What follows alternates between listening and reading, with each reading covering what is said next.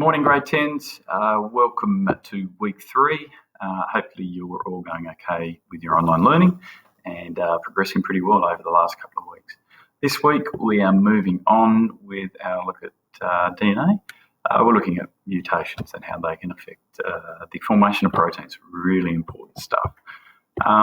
Just scrolling down through our campus page, you can see what are we going to learn this week, our introduction. And then let's get started with the work. I have a video there, around 8 minutes. Please take a look at that. It does get a little bit off task at the end, but it's well worth watching fully, all the way through, I should say. And make sure you pause, take those notes. That's really important. As I scroll down, we are then moving on to style again. Great platform for you to show me your understanding. And those lessons are pretty interactive. So been really handy during this time to use that for you. A little bit more interactive than just sheet work and completing that work. So keep going on with that. If you haven't got onto style, I have all the information you need here, and I've highlighted that. Make sure you go through. There is a new class code, so just enter that, and that'll get you joined in, and you'll be able to see all the lessons there. As I scroll down our page, you'll notice you have a checklist, so take a look at that to make sure you're covering everything you need.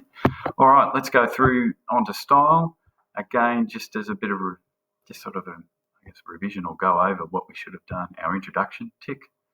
Lesson DNA and genes.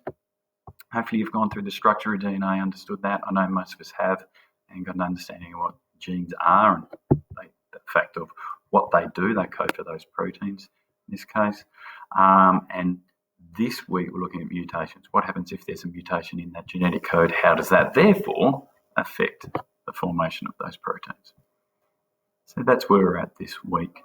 All of this information is really important because it'll lead into week 4 next week, which is our inquiry task, and I'll be intrigued and looking forward to see how you go with that.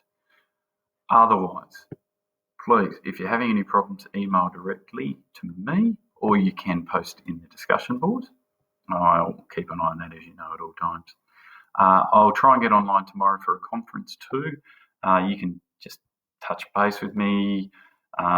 It's really for those people who aren't sure what to do. So it's more of a tutorial situation. Or if you just want to run something by me or ask a quick question, you're more than welcome to get on there and say good day.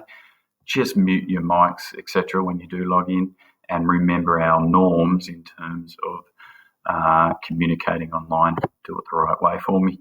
But yeah, I'll be about, so feel free to ask questions. Not too sure how long I'll be there. I'll gauge that by how many questions I get. If you're going okay and you're understanding this, you don't need to jump onto that conference. It's, as I said, more of a tutorial session. But if you want to say good day, more than welcome to. Otherwise, that's where you're heading this week, I should say. And I'll be in touch in the not too distant future. And hope all is still going well for you guys. Cheers.